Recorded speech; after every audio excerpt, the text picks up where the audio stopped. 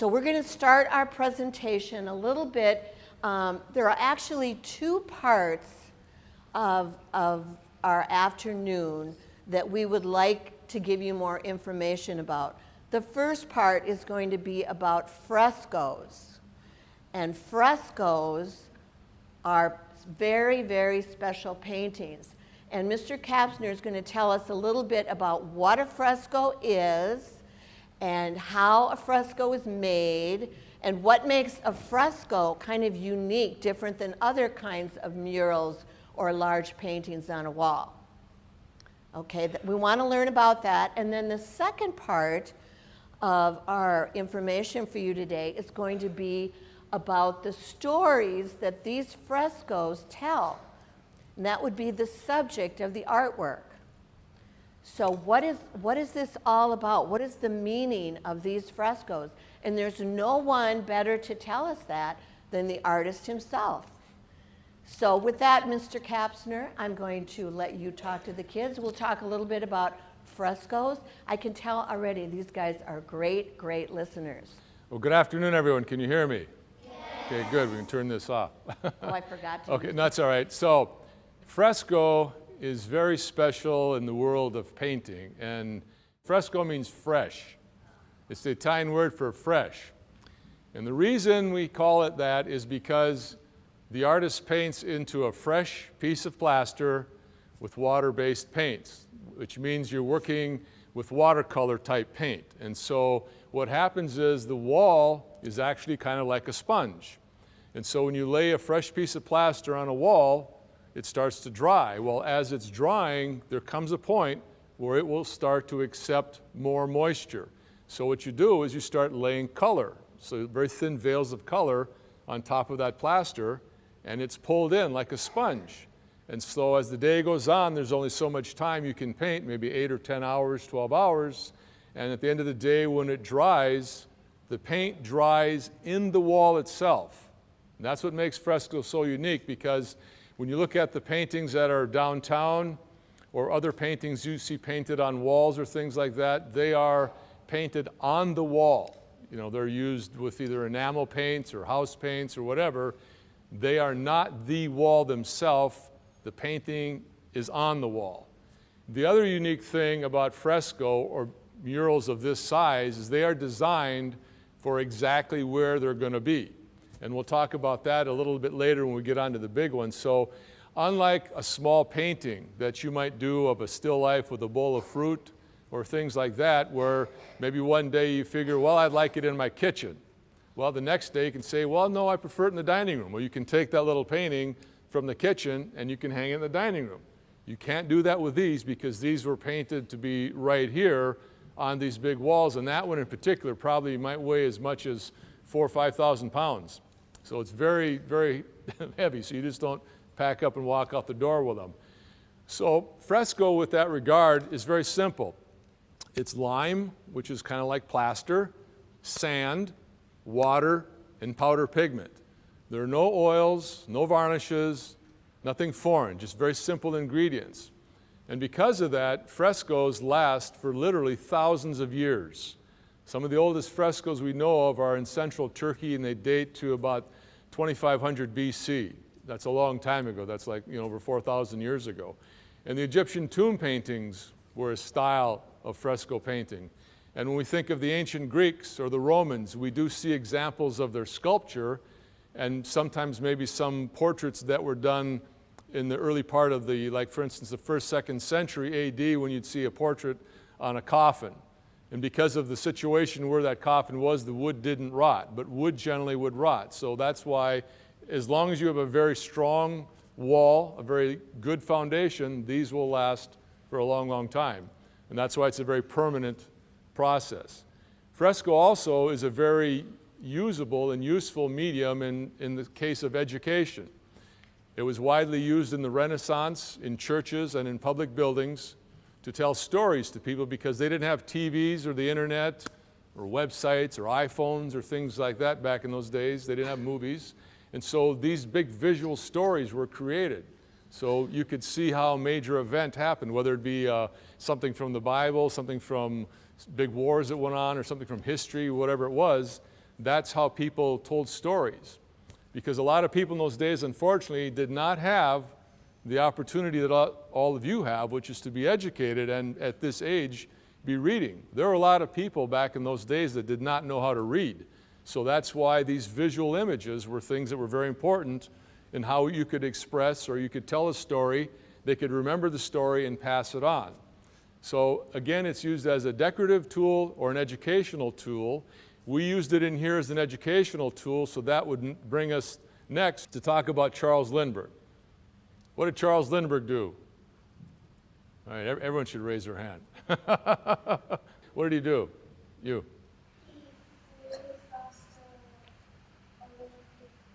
That's correct. That's correct. So he flew across the Atlantic Ocean in 1927. Charles Lindbergh graduated from Little Falls High School in 1919, and he lived across the river in the house. You know where have all of you visited Lindbergh State Park yet? Okay, so that's where Charles Lindbergh, he was actually born in Detroit. His mother taught here. She was a teacher in Little Falls. And when she was getting very close to giving birth, she went out to Detroit. That's where she was from.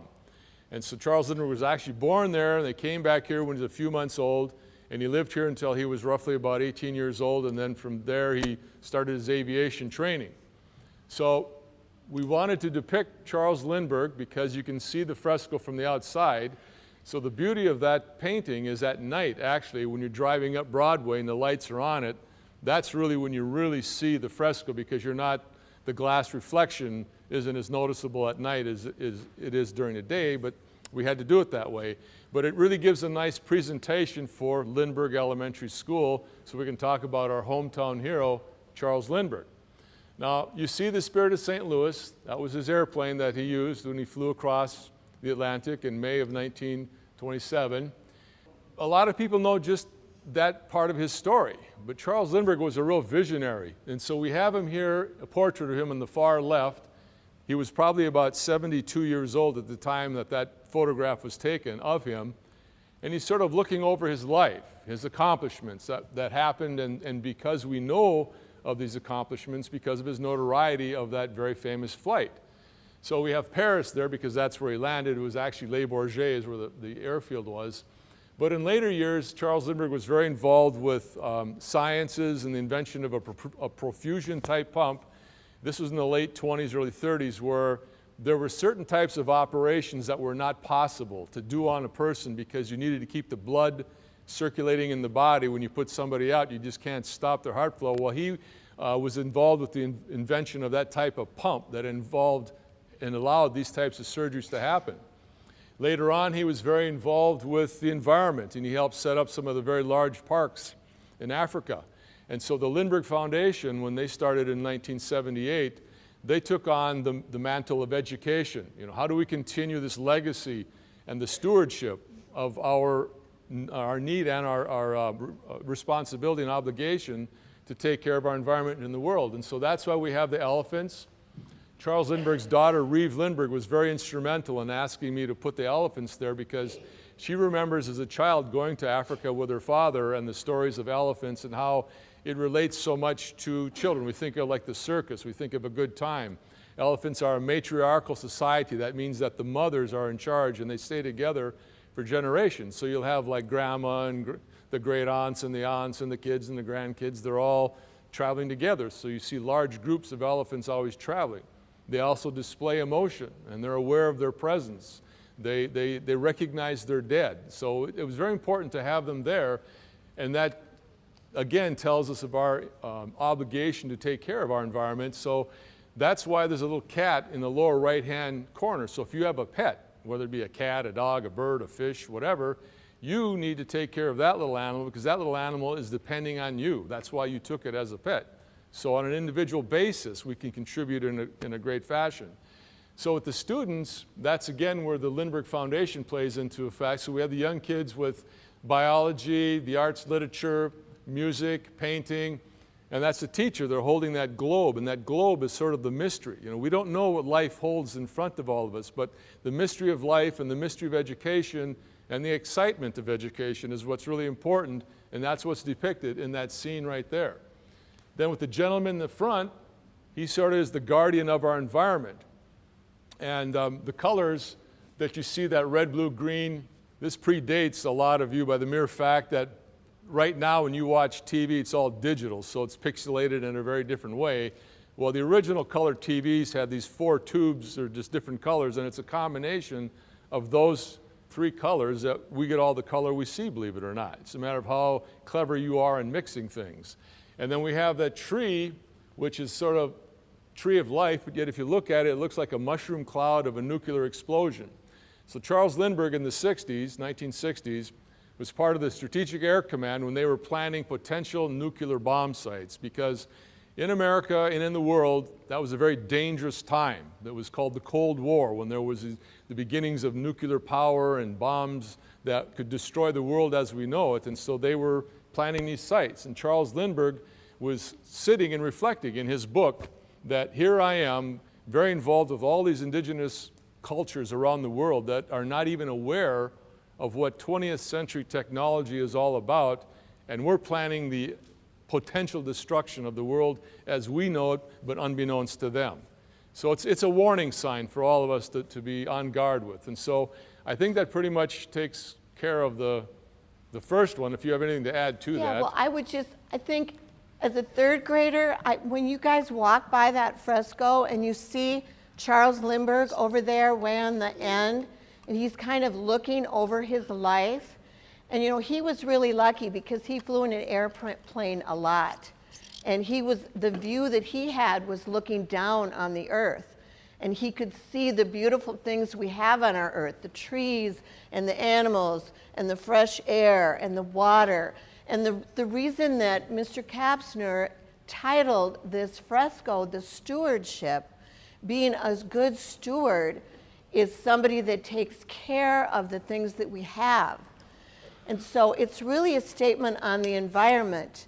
And Charles Lindbergh, later on in his life, after seeing all of these beautiful things from the sky, realized how important it was for all of us to be good stewards so we can keep our earth going for future generations. So think about that and all the responsibilities you have to take care of our earth. It's all about a balance. He was very much into technology, and he was very much into the environment. And he felt there should always be a good balance between the two of them. So Mr. Kapsner designed this fresco in 3 parts. You can kind of see that middle part with the oval, and then you've got kind of the past on one side and how Charles Lindbergh became very famous. And because of that, you look over on the other side and you can see the animals and the education, the kids learning about the environment and learning about biology and the arts and reading. And then you see the warrior in the front that is kind of guarding our world. So I guess that's my take on it. And it's just really a cool fresco. So downstairs, you know, I know how it goes. You walk by it, you don't always look. But next time you're down there, if you take a really good look for that little kitty that's in the bottom.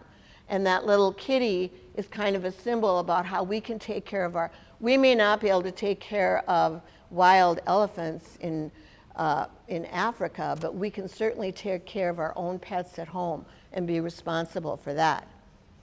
So I think, yeah. I'll just add one more thing. It's important too.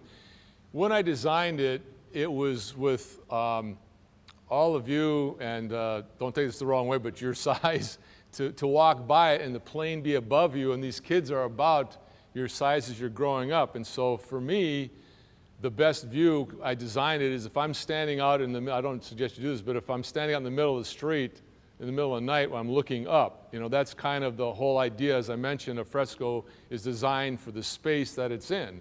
And that was clearly the motivation, was keeping in mind all of you, and that's why the perspectives that you see are there.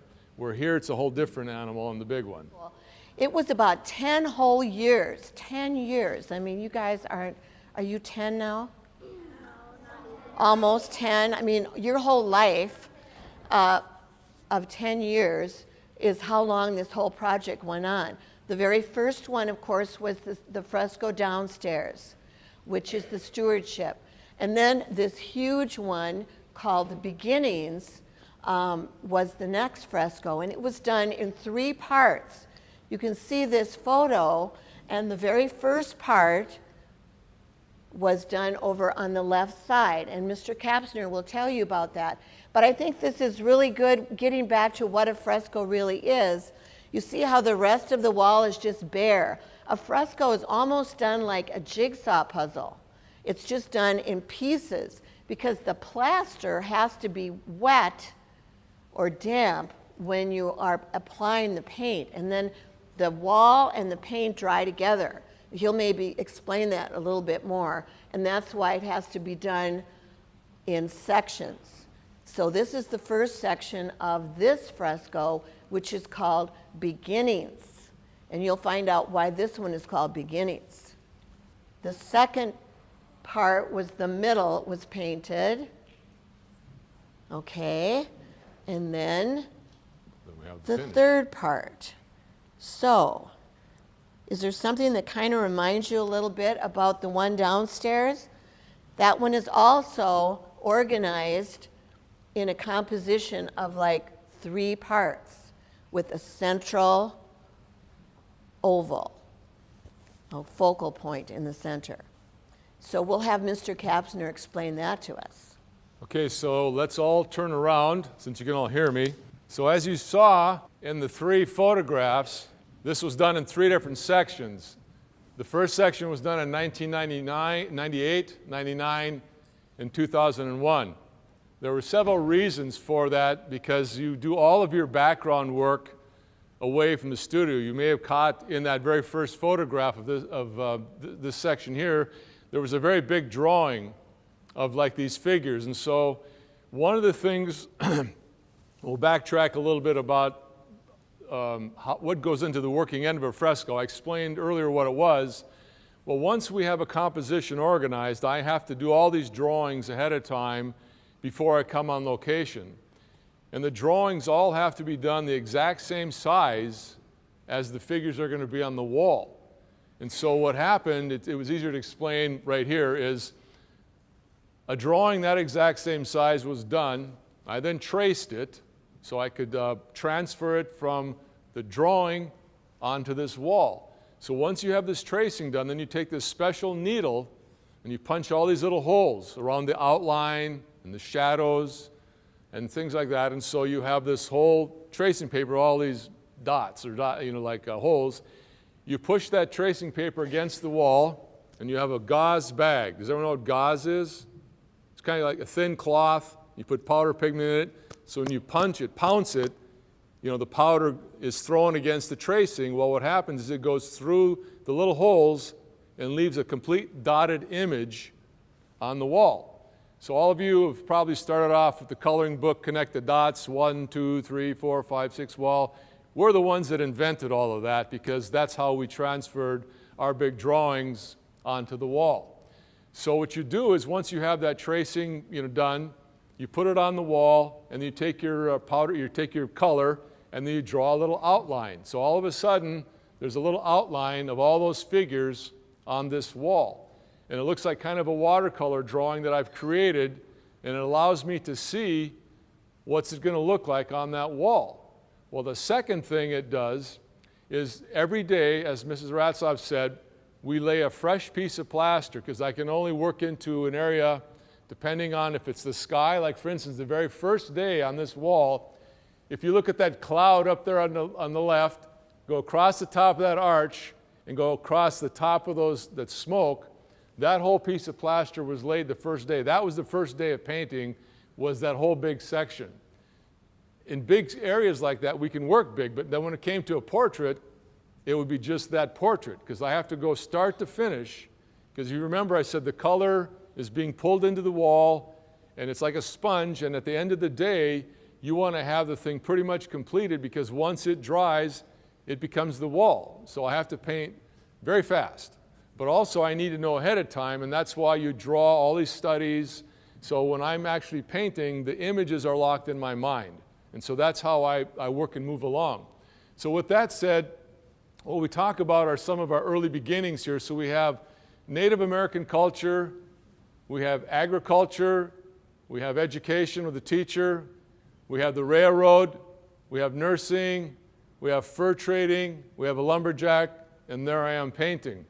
Now, the fur trading, some of you may or may not know, but on the other side of the river, about 250 plus years ago, there was actually a French fort there, Fort Duquesne, where they were doing fur trading. So there's an interesting history right here in central Minnesota that also, the actual, I think first settlers they found on the Mississippi is about 8,000 years ago, so that's a long time ago. And then eventually, I believe, it would have been in the 1600s when we first had settlers coming to this part of the United States. So there's a long, long history that goes back, and so we wanted to represent that here.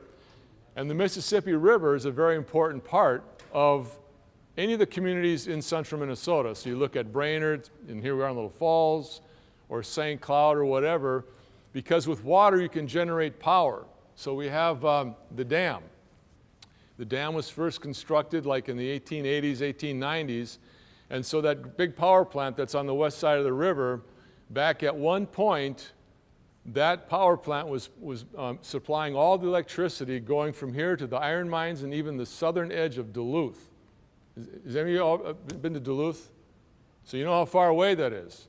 So Little Falls was actually generating power for that part.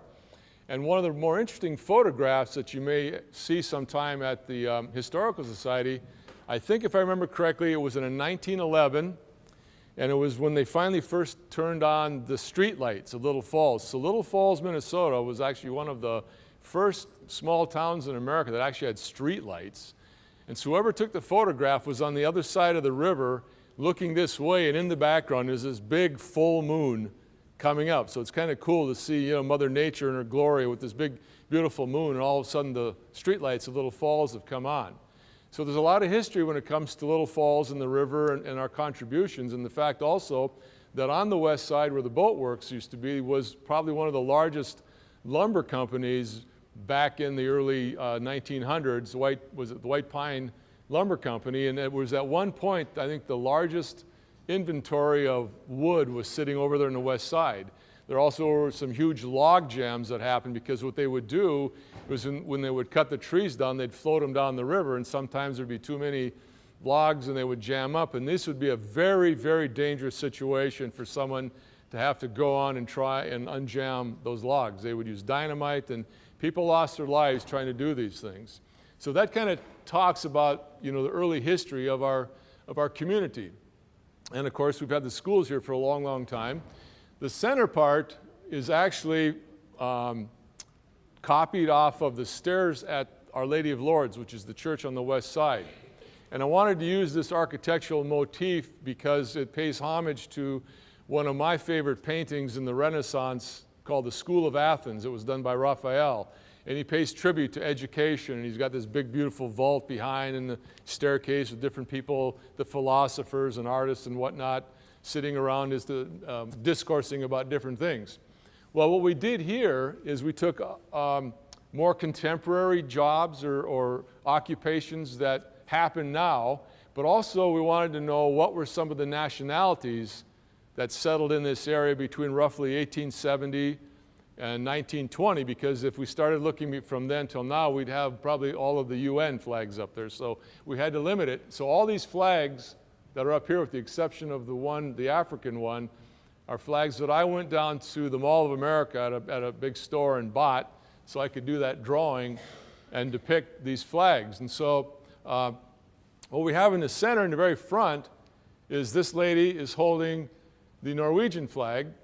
Now, we have a big exchange that's been going on for the past 46 years with the Norwegian Home Guard. I've also gotten very involved with that.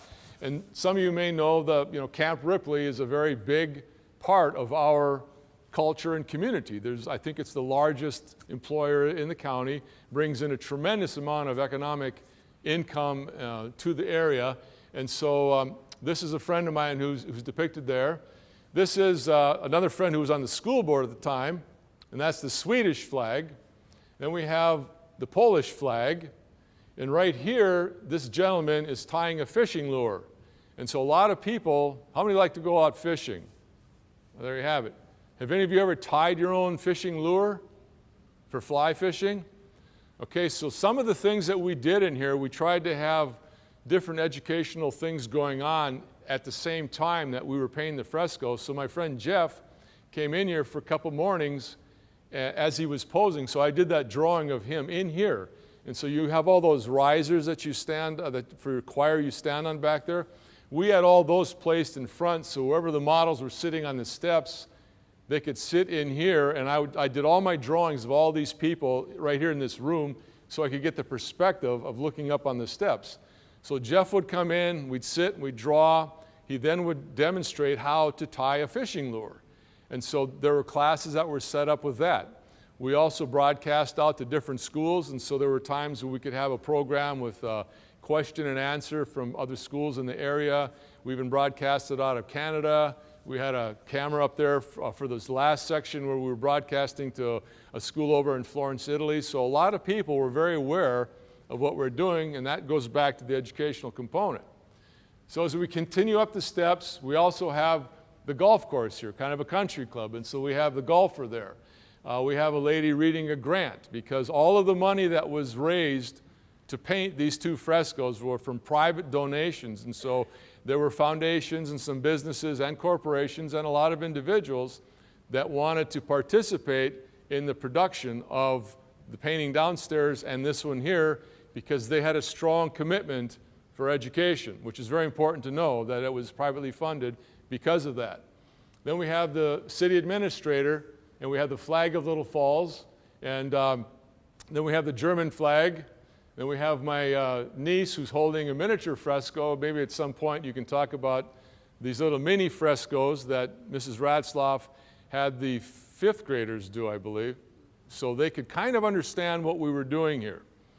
And then we have Mrs. Ratzlaff there, and one thing I did is we did two drawings, and so one time I had her sit in a chair right down here in that same pose and then put her way up on top on the staircase, and I was sitting on the floor, so you could see the difference of me looking straight at somebody versus looking at somebody like that. So the two drawings were the exact same pose, but in two different levels. So I had to create what's called foreshortening, or the illusion that somebody is up higher than me. So how do I do that? I've got to put them up there so I see them that way. So that's why everybody had to come in and pose. Then we had a young lady here who was working at the Black and White. You know, waitresses and different people help serving in the community. This gentleman, Mr. Bill Angelos, was actually here documenting it, and if you get close, you'll see on his computer screen is an Emmy. He was an Emmy Award-winning writer out in Hollywood, and so that was his Emmy on his little laptop computer, and then his little camera, and we figure this is probably one of the first times in the ancient technique of fresco that a laptop computer or a camera were ever painted. I don't know of anyone else, because there are not a lot of fresco painters out there, by the way, so we know for a fact that could have been a rare moment.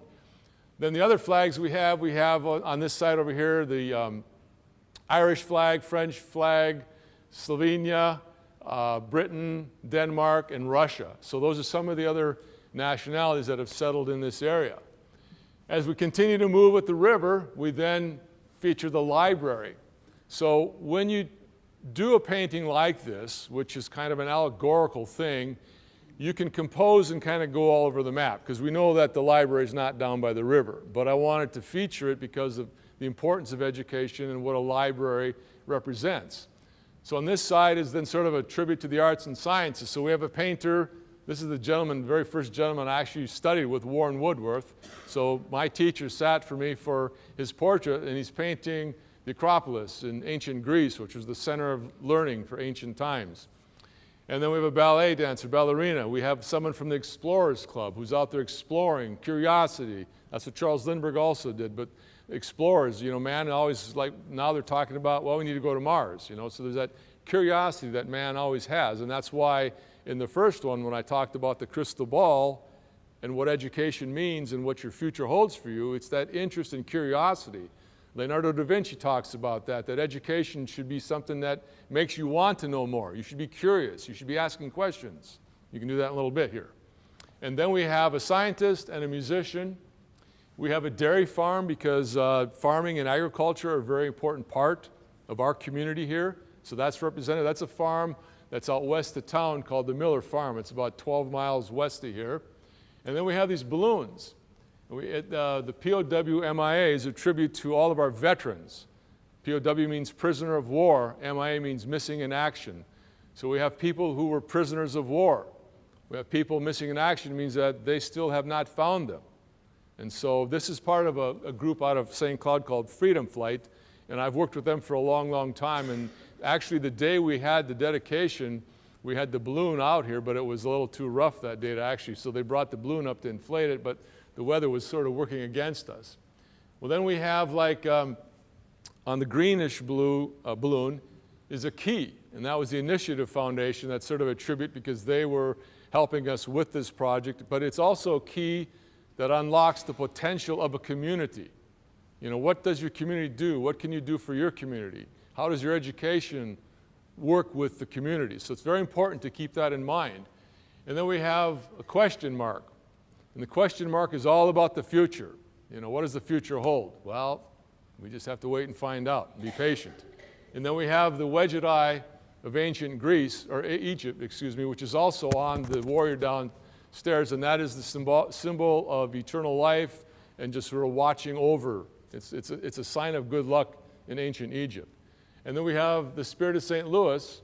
Charles Lindbergh came back to Little Falls in August of 1927 after he did the very famous flight from here to Paris. And what he did was he wanted to show that flying airplanes and traveling was viable, that we could actually have passenger service. And so he did an 84-city tour in 87 days in the late, early summer through the fall of 1927. So that kind of talks about this one. Now, the design element to this is very interesting because if you are very close to the wall, it looks flat. And so there are what we call focal points. So perspective. And so what it does, it allows you to convince the viewer, that's you people, that this thing is really right there. And so you have to figure out a vanishing point and work lines away, so it also helps you to know how tall people should be or where they should be. So there's 3 vanishing points in this fresco. There's one right directly up here behind that flag. What that vanishing point does, it allows us to deal with the steps. And so there's a very interesting trick. So if all of you are to stand up, and everyone, okay, for you on this side, the staircase looks like it's coming at you, right? For you in the center, it looks like it's right there. For you over there, it looks like it's coming like right there. So depending where you are and move in the room because of how the vantage point, there's tricks. So everyone should, you from over there, slowly walk this way and watch how it changes. And for all of you right over here, slowly walk that way and see how it changes. Those are the tricks of perspective.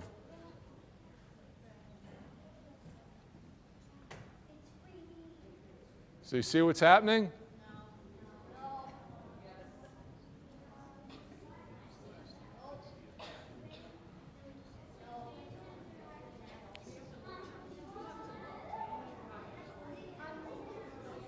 Okay, like I said, all right, for those of you in the center, it's going to look like it's right there. Over here, the staircase is coming this way, or it's coming that way. And so you can see it move. It just sort of does a slow sweep. It'll be like this, goes like that, and then it goes like that.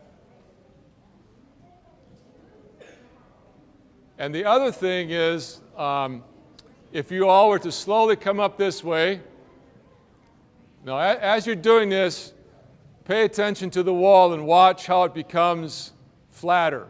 All of a sudden, the depth changes. So once you get here, everyone needs to come up a little closer, right up here. Okay, now, at this point, everyone stop. All of you need to come closer back there. All right, what's happened is, because we're right on top of it, you can't see this whole thing. I mean, if you're right here, you need to look over there to see it, or you need to look over there.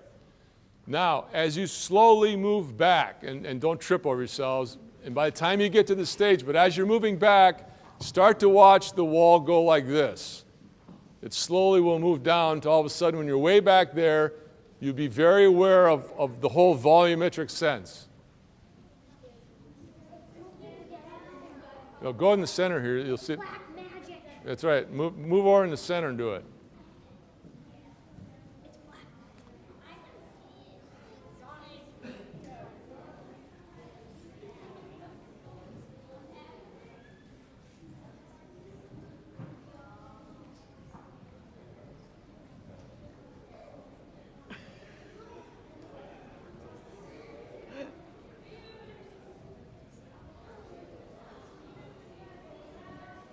Okay, do y'all see that? See, now it's more 3D, right? Looks more 3D. Okay.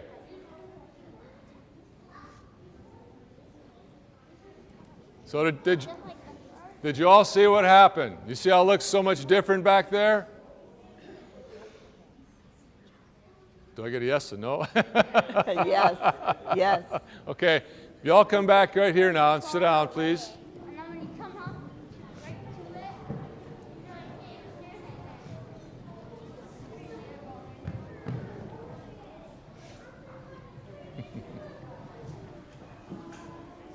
Mrs. Ratzlaff has a few comments to make, and then we'll take some questions. So Mr. Kapsner has a lot to say about these frescoes, doesn't he?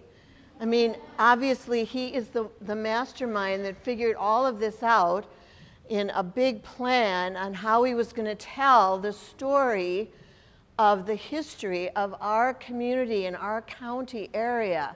And there's a lot of information in this. You can pick one little part of the fresco and you can study lumberjacks, like coming out to lumberjack days. And there we have just a lumberjack over there. But every little part, every little subject that's in this whole big fresco has stories to go with it. He was telling you about the balloon with the question mark on it up there.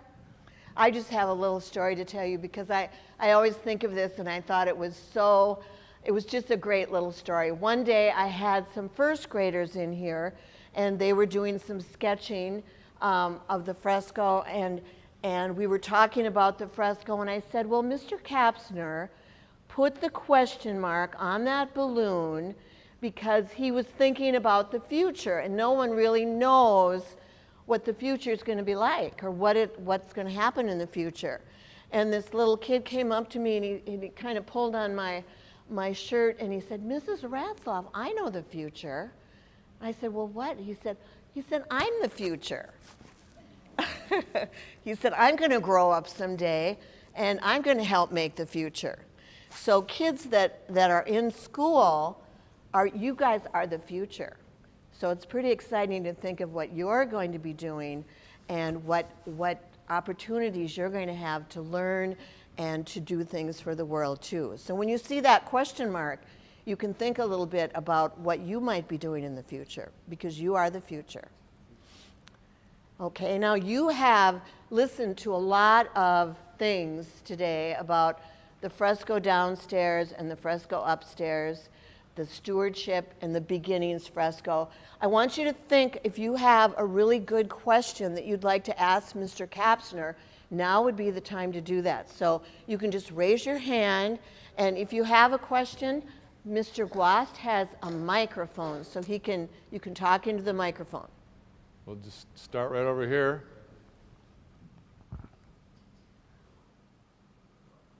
Who made frescoes?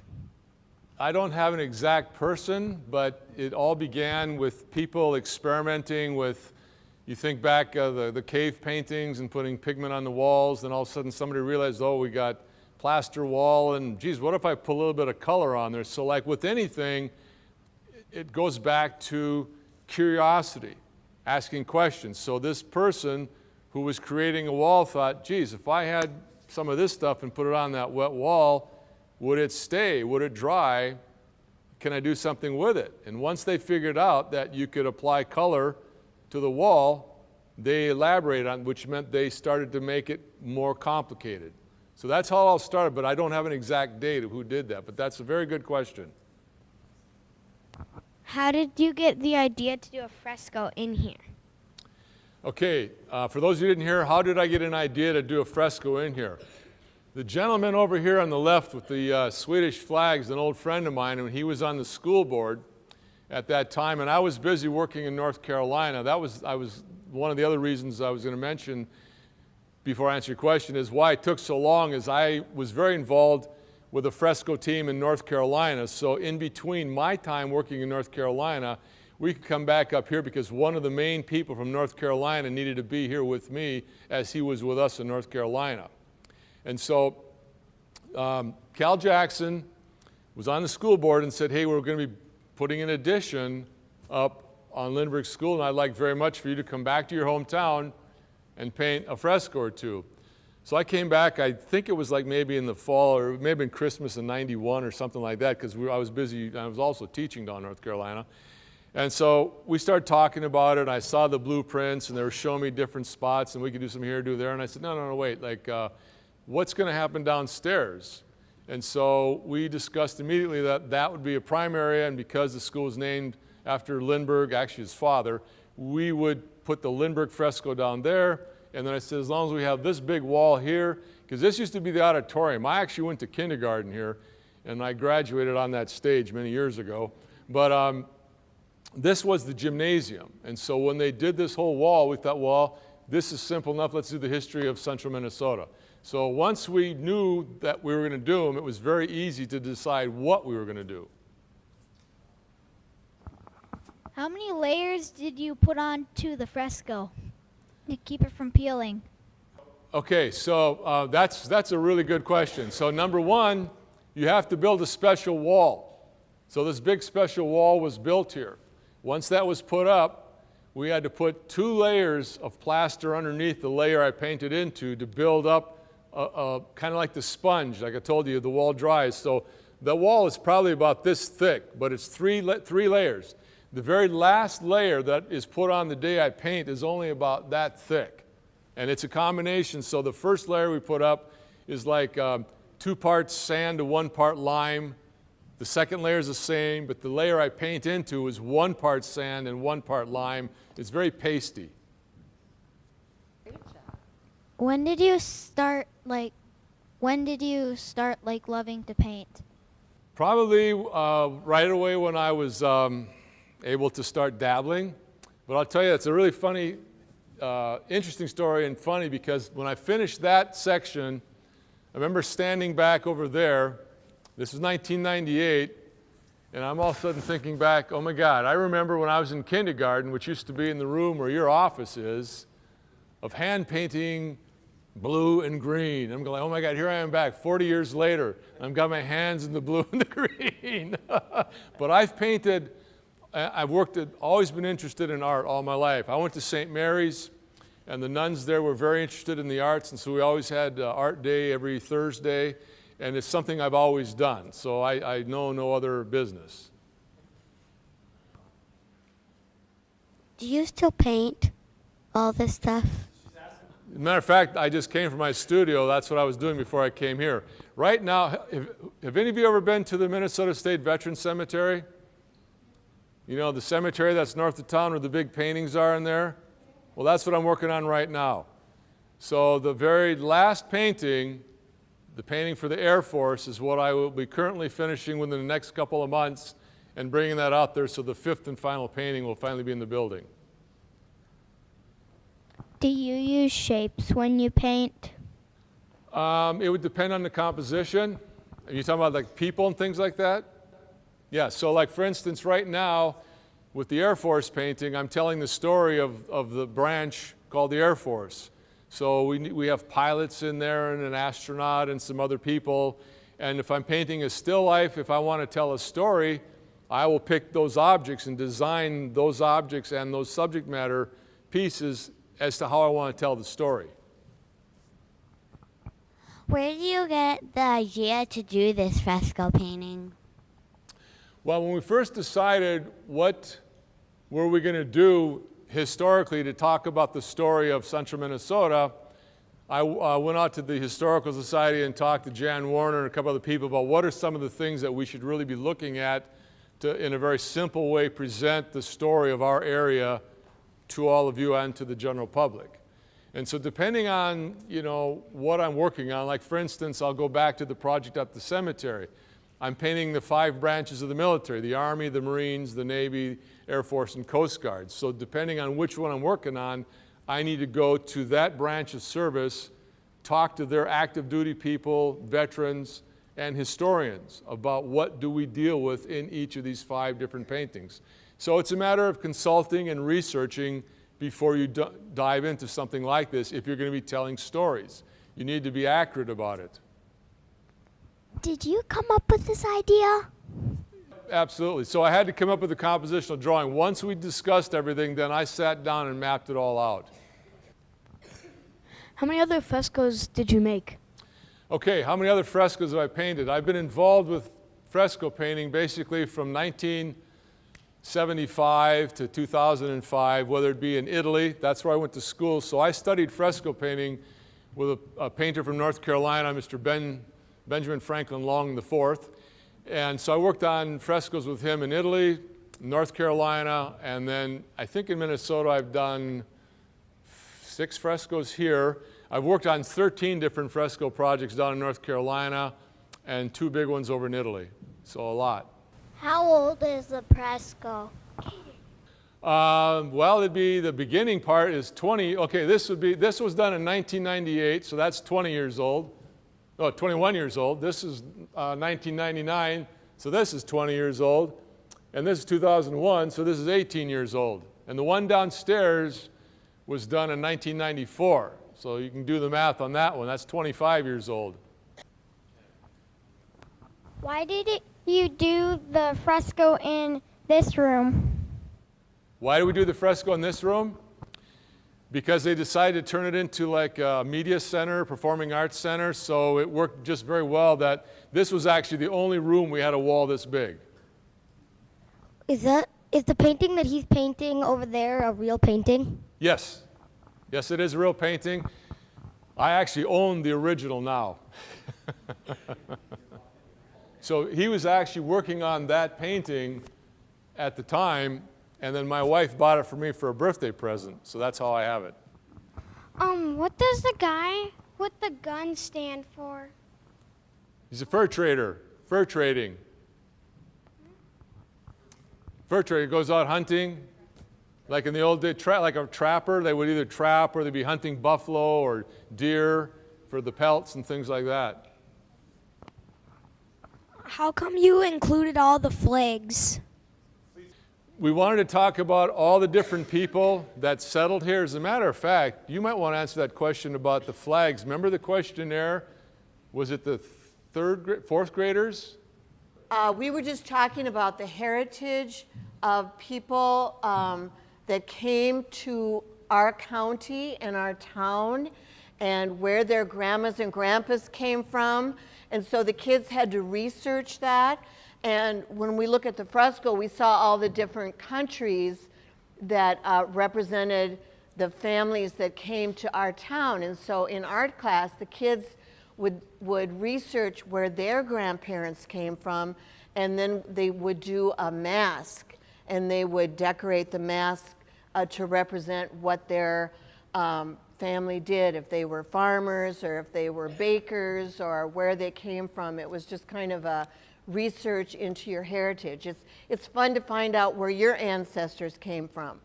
So when you look at these flags, you think of where the first people that came here to our county came from those countries representing those flags. But think now about all the people that come to our county and our city and where they come from. And you want to remember what your who they were, and all about them, because that's part of you. How old were you when you started making this painting? Let me think. No, I was, well, I started this in the actual first drawing I did of this happened about 2 years before I started, so I guess I would have been like maybe 43, something like that. I don't know, I can't remember. Yeah, that sounds about right. Where is your first fresco? The first fresco you've ever done, where is that The located? first one I ever did? Yeah. It was actually on a little tile in Montecatini Termine in Italy, but then I did a small one one of the Stations of the Cross, a little church in Buriano, which is just outside of Florence, Italy. And I did that one back in 1978 or 9, I think, in Italy. That's where I went to school. From 1973 to 1981, I lived in Florence, Italy. And I go back there on a regular basis, and I also worked a lot out of Paris. So I've spent a lot of time in Europe over the years. Which city is that? Oh, way in the background there? That's that little dairy farm. It kind of looks like a city, doesn't it? That, you know, because you get the complex of all the buildings and the little silos, and so at a distance, it could look like a bunch of skyscrapers, but that's actually a little dairy farm out west of town. You ever driven out that way? No? We should go out there. It's very pretty out there. How many days did this take you to make? Yeah, well, what's interesting about that, okay, fresco painting, probably 90% of the time on a project, sometimes more than that, is spent in the studio working with all the models and making all the preparatory drawings, getting all the tracings ready to transfer onto the wall. So downstairs, for instance, I can better tell you that one, is there's a big drawing that's the same size as the fresco downstairs that's rolled up in my studio. It's a very detailed drawing. It took me 8 months to do the drawing, but I painted the fresco in 16 days. So go figure that one out. What does the girl with the violin stand for? This side is a tribute to the arts and sciences, so again, we're just talking about music, and she was a good friend of mine, and so that, well, bring the it's actually a stand-up bass, and in jazz terms, it's called the doghouse. I had a question. Is there any, I'm wondering about the lettering and the wording on the back of your shirt or your jacket. Is there anything significant about that? That's actually from, okay, so Ben Long came up here while we were doing this section because Ben wanted to see what was going on. So Ben actually painted me painting the fresco. So it was really cool. The guy that I studied with and worked with for many, many years came up, so this was kind of like my final exam, I guess. So the day he was painting, working on that, I was working on the portrait of the Indian maiden over here. So it was a lot of fun that Roger had to lay 2 sections of plaster that day. Okay, down in North Carolina, what we always do, we always make a T-shirt for our fresco project, and so we were doing this big project for Bank of America. It was called, the building was Nations Bank at the time, and they made a lot of money, and they bought out Bank of America and moved Bank of America's headquarters to Charlotte. So I've done a lot of work in Charlotte, North Carolina, and so we always have something that's related to like limes. It says no lime or reasons, rather than no rhyme or reason, no lime or reason, or hot lime or whatever. So on the front was a big spade shovel, because on the fresco, there were 3 big frescoes in that building, and on the one on the left, as you're looking up, were these workers, and they had these big shovels, and so we had that spade. Well, we had done that right at the time when the Michael Keaton Batman movie came out. So we were walking around, everyone thought we had Batman T-shirts on. No, this is all about the fresco. Thank you. What time of the year did you do this project? This one was done in the spring. Was this the fall? I think this may have been, no, this would, God, let me think. I can't remember. Well, I remember this was done in the spring. This may have been done in the fall. But I know that was done in the spring. And yeah, that was the fall of '99. And that was the spring of 2001.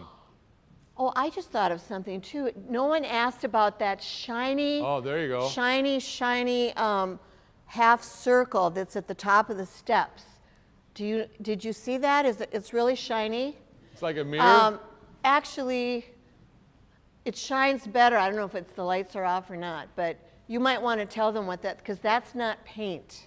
All right, so that's actually 23 karat gold. That's real gold leaf on the wall. Fresco, like for instance, fresco is considered the big brother of tempera painting, and so in Italy back in the Renaissance, a lot of these big altarpieces were all gold leafed and then painted on. Well, fresco, you can apply gold, and so we just wanted to add to the allure, and that's gold. When did you get the idea to put yourself in the painting? No, this right here was done as a matter of also, again, the educational part. Having me in there painting the painting was part of the idea, because if you look at the pattern on the lumberjack is only on the one arm. So basically, if you look down in the corner, it's kind of hard to see. These music stands are in front, but you see kind of a tobacco color down on the wall right there. What I did was, it's like we just laid the fresh plaster, and the wall is tinted that color, and you can actually see the dots, because when we laid the tracing there, I painted the dots, painted the lines, and so it's the beginning stages of blocking in the color of a fresco is what I'm doing. And so that's what that's all about. Why isn't our flag in there? Let's see, it is right here. It's on the explorer's shirt. It's right there. How did you make the shade? The shading, the light and dark, right? The light and dark, right? Okay. So, when it comes to painting or drawing, we have the shading, you know, the light, the middle tone, the dark, and all that. So in this case, we have to mix all of our colors ahead of time, so I need to know, because of how we paint, my people will mix up, this is going to be what the light blue is, here's the middle blue, and here's the dark blue. So I've got to blend those three blues, and then I have my regular palette of color, in addition to the base colors that I can blend off of that. So it's a matter of tricks, but that's a very good question on how we go about figuring these out. Say hello to your mom for me too, by the way. Okay. How many people helped you with the fresco? Great question. I think when we had a lot more people on the first side, just because it worked that way. There were maybe 5 other artists. When it came to the center section and this section, there were just 3 of us, with some people coming in and helping periodically. Sometime, when you're walking downstairs, there are those display cases with photographs, and you can see on the one down here, I think if you're standing in front of the fresco, it's the photo over here. It shows all the different people that worked on the fresco at varied times and what they did.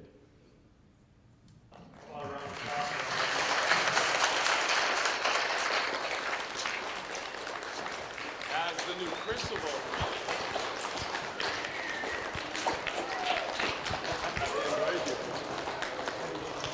as the principal here, I told Mr. Kapsner a while ago that oftentimes we get visitors, and it's good for me to know this information to be able to share some of what I know now. I'll never look at this different. I mean, not the same, because I didn't know anything about this prior to this. This has been a good day for me too.